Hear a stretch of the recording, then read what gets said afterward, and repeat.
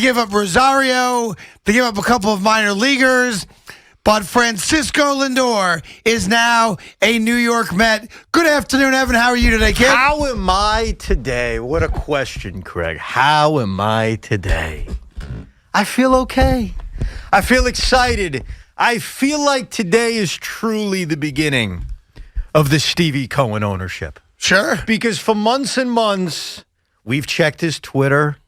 We've had these thoughts kind of jumping through our head, and then we would get frustrated. We'd say, what's happening? It's Christmas. It's New Year's. What's going on? Is he actually going to spend money? Is he any different than the Wilpons? And today was the day where everything changed. Today was the day where the theory of Steve Cohen, the idea of Steve Cohen, became a reality. Francisco Lindor and Carlos Carrasco are members of the New York Mets. And you saw me dance in the hallways before. Yeah, it's a big day. I'm not used to dances like that. I don't dance very often in January as a Met fan. There's not a lot of that. And today was one of those days. So to Steve Cohen, to Jared Porter, to Sandy Alderson, they have told the Met fans who are trying to be very patient for the last 2-3 months, we've arrived. Yep, and by the way, the one of the best parts of this deal is that it's not about money. Now, they will have to sign Lindor to a lengthy deal for a couple $100 million, so that will eventually become a part of it. But this deal did not get done because Steve Cohen has the ability to pay for it. It got done because you have two guys in the front office. I'm assuming it's been going on for a little while now, and Sandy may have started the conversation, and then Jared Porter gets involved, and popping, they get a deal done. This is a deal not based on money, which makes the deal even better. Well, for my money, and I'll tell you what it does. It immediately makes the New York Mets a legitimate World Series contender. I'm not telling you they're the number one team on paper, but they are legitimately now a World Series contender. Well, when there were thoughts about Lindor, the idea of Francisco Lindor being traded was not crazy. You're not celebrating enough. There's something wrong with you. Hold on a second. What's wrong with you? What do you like mean, there's a block. You want me to take my shirt off? You're dancing in the hallways, jumping up and down. Yes. About, we got Lindor. Yes. We got Lindor. Yes. That's it. Yes. And you seem to be lacking the enthusiasm and emotion that Met fans are having right now. I'm having the enthusiasm, calmness of sinking it all in. There's something wrong with you. Of letting it marinate in my brain. It's already marinated. A platinum glove defensive shortstop, a switch hitter, an elite level player is coming to the New York Mets. And I don't mean to disrespect Andres Jimenez. Nice player. Nice player. They essentially gave up nothing. They gave up more to get Cano. In essence, they did. Look, Ahmed Rosario's been a disappointment for the last 4 years. Those are the facts. He had a good second half in 2019. We all hoped he was going to become something. He hadn't become something. Andres Jimenez was a very nice story in 2020. It was half a season. The guy had 260. Let's not put him in the Hall of Fame. And the two prospects they gave up in Wolf and Green are not exactly Matthew Allen and Brett Batty. So what's really exciting, and I am excited. You should be. You want me to take my shirt off? I don't want you to take your shirt off ever. Off. But this is the biggest day the New York Mets have had since they made the World Series. The biggest day since they made the World Legit. Now you want to Series. say Cohen buying the team? Trump said, okay, fine. Well, it's all related, I guess. This is Mike Piazza. Yeah. This is Johan Santana. No, that is true. This is, in a different way, Cespedes. And you know what? This is huge. Craig, you know what? In a lot of ways, maybe even more exciting than, I don't want to say Piazza, but Santana and Cespedes and any other move they made. Francisco Lindor is going to be 27 years old. The Mets are going to pay him. Like, nobody's worried the Mets aren't going to extend him, whether it's sometime this offseason or it's at the end of next year, though I think it's going to happen sooner rather than later. The New York Mets acquired a superstar that we could all put our arms around, hug, and have be our guy for the next decade. And by the way, they did it secretly. This isn't like, hey, we openly want George Springer. Hey, we obviously covet Trevor Bauer, and part of that's because he's not a free agent. It had to be a trade. But good job by the Mets front office. Nobody else came in and offered the Indians a better deal. But you know what's crazy? Great job. This is where I do think it's about money. Not that it's that much money, and I think that's the beauty of this, too. The Mets can still sign George Springer. The Mets can still sign Trevor Bauer. I don't think they will. We'll get into that later. They were able to absorb the 18 or 19 mil that Lindor is going to make this year, the 12 million that Carrasco is going to make. It doesn't up the Met payroll all that much. Remember, they saved a fortune on Cano. Right. But other teams, teams outside of the New York Mets, they didn't want to take on $31 million. Yeah, you don't know how many other teams are actually money. talking. I mean, I wouldn't think that nobody else was talking about Lindor. No, it's not But the fact is that the Mets did and got it done, and to the victor goes the spoils. It's not that other teams didn't want him. Lindor's a star. It's that how many other teams were going to say, I'm going to take on $31.5 million in salary. Right. We live in a time in which everybody's lost money unless your name is Stephen Cohen. So they were able to use that to their advantage, and that's the other thing that's so damn exciting. When the Padres made the deals for Blake Snell and for Yu Darvish, specifically for Snell, one of the reasons why I downplayed it from a Met perspective was the Mets don't have the prospects to make a trade like that for Blake Snell. Right? Right. Yep. They didn't give up big prospects in this deal. And what's crazy to me and what's really exciting to me is I was texting geekily like 2 months ago about a package for Lindor. I was texting my buddies, all right, here's the package for Lindor. Yeah. Dude, I was including J.D. Davis. I was saying, hey, would you include Dom Smith? I was including major league talent that Met fans have grown to love. Again, no disrespect to Rosario, less so with Jimenez. And the other two guys, just see the other names, Josh Wolf and Isaiah Green. Yes. Those are the other two guys. Now, Josh Wolf is a young starting pitcher. Isaiah Green's a young outfielder. Both guys were ranked at the bottom of the top 10 in the Met farm system rankings. For a farm system, that's not that good. So they didn't give up their top prospects from a mediocre farm system. So the thing that's really, really exciting, it's not the headline. The headline is Lindor, is they got him and they didn't have to give up the significant pieces that San Diego had to give up for Blake Snell. I get it's a different situation, but my point is, the Mets didn't just mortgage the future. They gave up more in terms of premium impact prospects in the deal for an aging, steroid-pumping Robbie Cano and a Fugazi closer in Edwin Diaz. Yep. I know there was money involved, blah, blah, blah. They gave up superstar prospects. They didn't do it in this trade. So this is one of those deals. A lot of trades you make, you say, we'll see how it turns out. We don't know.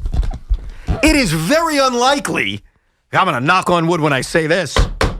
It is very unlikely that we are going to sit here 4 years from now saying, I can't believe they made that trade. No one's going to say that. You got a premier shortstop. And listen, don't discount the fact that you're adding Carlos Carrasco, who, the only blip on his radar is the year that obviously he suffered from leukemia and had major health, problems. Rebounded nicely a year ago in a shortened season, but you just got a legitimate starting pitcher. What they did with Carrasco. You didn't just get a shortstop. No. You got a guy that's a legitimate, proven starting pitcher. That was like the cherry on top. Yeah. When you see Lindor, you're excited. When you see Carlos Cookie Carrasco involved, you're saying, wait a second. Now I got an arm in the middle of the rotation. And that's how I would define it. He is a middle of the rotation guy. He's going to be 34 years old, so he's not 25. I get that.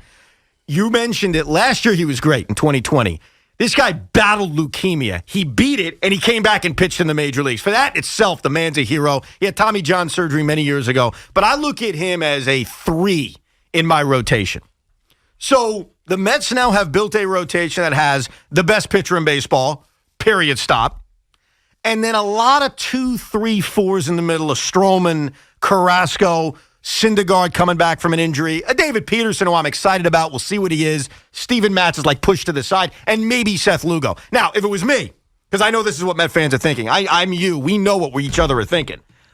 Who we get next? Can we still get Springer? Can we get Arenado? Can we get Bauer? I mean, I don't know about Arenado, but why can't you get Bauer? Why can't you get Springer if they still want him? Here's why you can. Okay? Here's why nothing has changed when it comes to the finances. And I'm not saying because Steve Cohen's a drunken billionaire. They picked up in this deal about $31 million. And what'd they save on Cano? 20. Right. So this is not this big, incredible spend where, okay, that's it. This is one of the other differences between the era we live in now and the Wilpon era. If the Wilpon era ever made a big deal, and occasionally they did, once in a while it would happen, that would be it. But now, as Met fans, we can enjoy the moment, and we will. And then it's, okay, on to the next. George Springer is still in play. Yes, he is. He hasn't signed anywhere else yet. Trevor Bauer can be in play. I don't think he is anymore. Today's like a day you want to have a bit of a parade if you're a Met fan. You want to throw confetti on a fellow Met fan's head. You want to celebrate. You want to get on the phone. You want to say to your best Met friend buddy, we got Lindor and Carrasco, but really, we got Lindor. So celebrate it, enjoy it. Now, here's what we're going to do. At 3 o'clock, You're going to hear from Jared Porter and Sandy Alderson, and they'll walk everybody through the trade and the background of it. Just for the sake of hearing it, I think Met fans will want to hear that. Throughout the afternoon, we will bring on a variety of people to break it down and to talk about it and to find out where the experts think this puts the New York Mets in the pantheon right now of World Series contenders. Now, there's no doubt getting these two guys, based on what you gave up for them, the New York Mets are a legitimate World Series contending team. Still got Atlanta in the division, still got the pitching staff for the Nationals, but the New York Mets are ready to roll. If they don't get Springer, ready to roll. If they don't get Bauer, ready to roll. This is a very, very good baseball team now. That's going to be very hard to beat. It's a great move. So, it's not the first move that Cohen made with Sandy Alderson and now Jared Porter.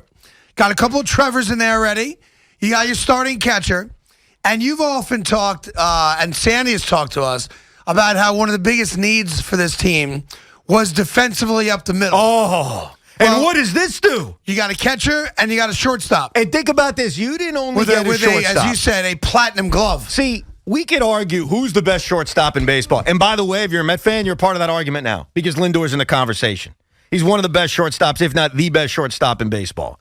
But here's where I think he ultimately wins. When you include defense, and isn't it nice to see a top-level defensive shortstop? Doesn't that make you feel good? That's something we haven't seen at that level in a while, since prime Jose Reyes, if you will. And you know what? I am. And you know what Lindor is? And I mean this with all due respect to Jose Reyes. I do. I loved Jose Reyes. Let me ask you this question. Lindor is a better version of Jose Reyes. Is Francisco Lindor the best shortstop to ever wear a Met uniform the day he steps on the field at Citi Field? Did he have a better career than Jose Reyes to this point? Well, I mean, he's 27 years old. Will he, at the end of the day, have a better career than Jose Reyes? Is he the most talented shortstop yes, he's better the New York Mets have ever had? Yeah, he's better than Jose Reyes. So there you go. The New York Mets just got the best shortstop the franchise has ever had. It is a franchise-defining trade. It is Piazza. It is Santana. It is Lindor. Buddy Harrelson's very offended by this comment, but you know what? The reality is the reality. What am I going to do? What am I going to do? No, I'm telling you. Tell Buddy I'm sorry. That's the way it is. That's the way it goes. Well, listen. And he is. And here's the other thing, and this may not matter as much to me, you, and many Met fans, but it matters. He is a star in every word. And what I mean by that is there are some great players who, they're just great. Now, Jacob deGrom fits this, and I love Jake. Jake's just great. There's nothing flair about him. He's a great player. Lindor is great, but he's got that star quality. And Piazza had that too, by the way. Sure. Jeter had that. Like stars plus. And Lindor's one of those guys. And now he's coming to New York. And you know what's great? We've been on the air for 14 minutes. We've barely mentioned his contract situation because I ain't worried. Are you worried? No, he's going to get re-signed. He's going to get signed. You know, full well, that's part of the conversations they've already had. Oh, you think it's already been occurred? No, I don't think the deal's already done. I think it's going to be very similar to Mookie Betts going to the Dodgers, where clearly the Dodgers and Mookie Betts people had conversations. There was a ballpark kind of scenario. They didn't want to. There was no rush. We don't have to get it done before he swings a bat. Right. He's our guy. Nobody else can sign him. We have the money. We recognize the talent. We're going to get it done. Don't sweat it. I regret something. A few months ago, it was before we even were doing a show together. It was during the offseason. I predicted the Mets would trade for Lindor. And I went with it for a while, and I kind of said, maybe they won't. And I backed off it. I should have stuck with it. I'd feel like a genius right now. But I'll make you this prediction, and it basically follows what you just said. This will get done before opening day. And I believe that for a myriad of reasons. I think Francisco Lindor will sign a contract extension with the New York Mets before he ever plays a game as a New York Met. But either way, it don't matter. It doesn't matter. Like, I'm not worried about it. Right. But I think when you factor in there's a new CBA coming, Lindor is probably, think about it, Lindor was ticked off the Indians didn't spend. He said it. He was annoyed that his franchise, and they're a joke. Not my problem. It's not your problem. But the Cleveland Indians are a joke. They should be ashamed of themselves. All right? And the way they've run themselves the last few years, they're a joke of a franchise. And so for the Yankees, you don't have to worry about them anymore. Not that you were ever worrying about them. You beat them 2 straight in the playoffs. But Lindor is probably pinching himself, saying, wait a second. Yep. I'm going to a franchise. You know, you mocked a little bit the excitement of playing for Steve Cohen. If there is anybody in baseball right now who looks at Steve Cohen's tweets in his bank account and says, holy mackerel, I need to play for him. It's Francisco Lindor, because think about what he's dealt with for the last few years on a championship caliber team where they're taking pieces away because they don't want to spend. And now Uncle Stevie gets to put his arm around him and say, I got good news for you, Frankie. Number one, I'm going to pay you. That's great. And number two, I'm going to pay others. What a world Lindor gets to join. And think about it. We went from Gary Carter, Keith Hernandez, Mike Piazza, and now Francisco Lindor. The first three got to a World Series. Two of them won one.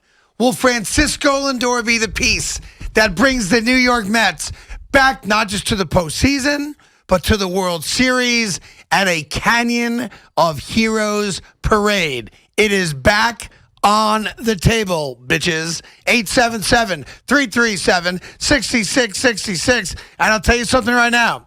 Somewhere in the 5 boroughs, there's a company that is littered with pinstripes that is now saying to themselves, LeMay, you better get done quick. LeMay, you better get done quick. LeMay, you better get done quick. Hey, DJ, where we at? Don't think for a minute that's not happening. And it should happen. But it will not come close to the excitement or the enthusiasm of the New York Mets getting Francisco Lindor and doing it essentially under the cover of darkness without anybody knowing that it was going on. Met and fans. I always applaud that, because to me, that's always the sign of great front office work. When you don't say nothing, there's no rumors out there, there's no scuttlebutt of, I hear this, I hear that. And when it comes out, it's done. Like this thing came out, and 20 minutes later, it was announced by the team as done. It was quick. I give Sandy Olson and Jared Porter a lot of credit for that. That is a major coup. We'll hear from them both at 3 o'clock this afternoon. And if you're a Met fan, let's enjoy it together.